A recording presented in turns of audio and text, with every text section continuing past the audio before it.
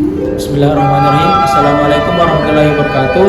Perkenalkan, kami dari kelompok 5 mata kuliah budidaya pakan alami. Sebelumnya, perkenalkan saya sendiri atas nama Muhammad Awal Syawal. Saya atas nama Marsua. Saya atas nama Andi Hussein Hafsir. Di sini kami akan mempresentasikan hasil diskusi kami, yaitu tentang cacing sutra atau Tubifax sp. Pengertian cacing sutra atau Tubifax sp. Cacing sutra adalah organisme yang hidup di perairan berlumpur yang banyak mengandung bahan organik. Cacing sutra membutuhkan makanan untuk bertahan hidup dan berkembang. Kurangnya asupan nutrisi akan berpengaruh pada nilai kandungan nutrisi cacing sutra.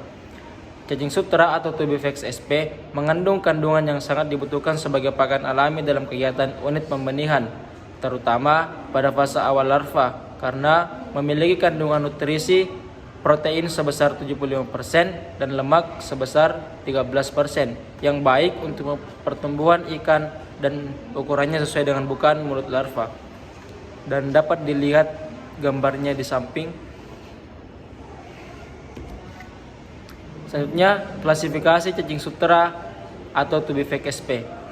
Menurut Gusserina 2008, klasifikasi cacing sutra ialah sebagai berikut: Filum Annelida, kelas Oligochaeta, ordo Haplotaxida, famili Tubificidae, genus Tubifax, dan spesies Tubifax sp.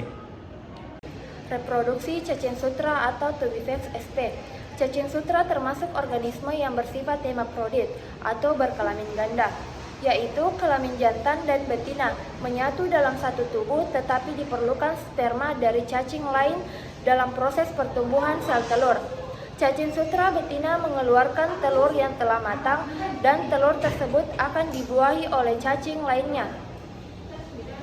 Menurut Supeni et al. 1994 dalam Johari 2012, reproduksi cacing sutra yang termasuk famili Tubicidae terjadi secara seksual antara dua individu seperti halnya pada cacing tanah.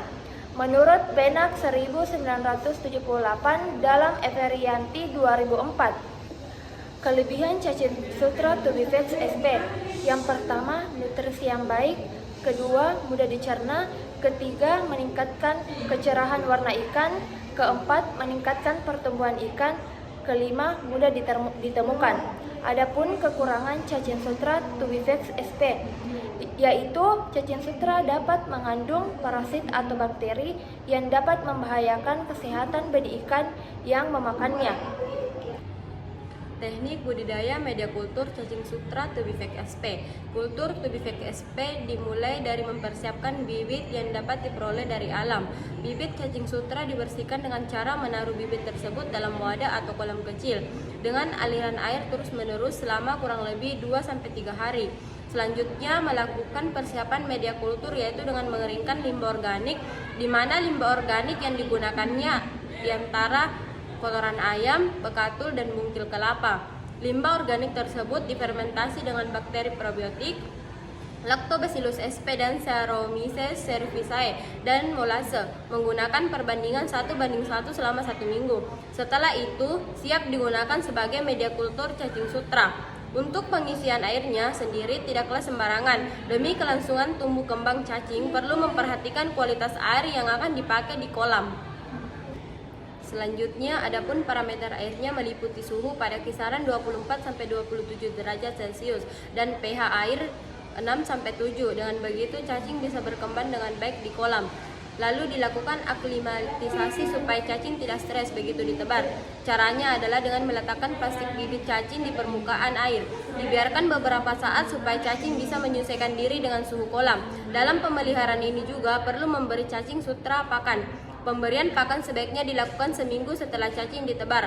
Selama seminggu itu, cacing tak perlu diberi makan karena sudah mendapat nutrisi dari media cacing dalam kolam. Setelah 1 minggu, cacing akan membutuhkan nutrisi yang lebih banyak sehingga perlu memberinya pakan. Adapun pakan yang disarankan adalah ampas tahu, sebab ampas tahu itu mengandung nutrisi berupa protein kasar dan karbohidrat yang baik untuk pertumbuhan cacing. Panen cacing sutra dilakukan dengan menambah volume air sebanyak kurang lebih 1 cm di atas media kultur, lalu menutup wadah dan biarkan selama 6 jam. Setelah itu, cacing akan menggerombol ke atas dan dapat diambil menggunakan sisir halus.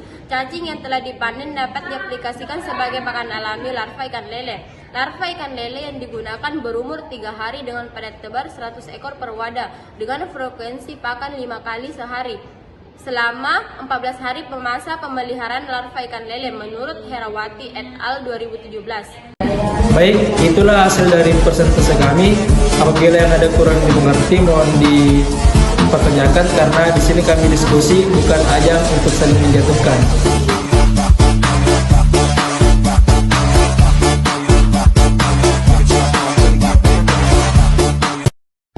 Baik, terima kasih atas pertanyaan teman-teman yang telah menyempurnakan diskusi kami pada hari ini. Lebih dan kurangnya mohon dimaafkan. Bila bisa dilihat, wassalamualaikum warahmatullahi wabarakatuh.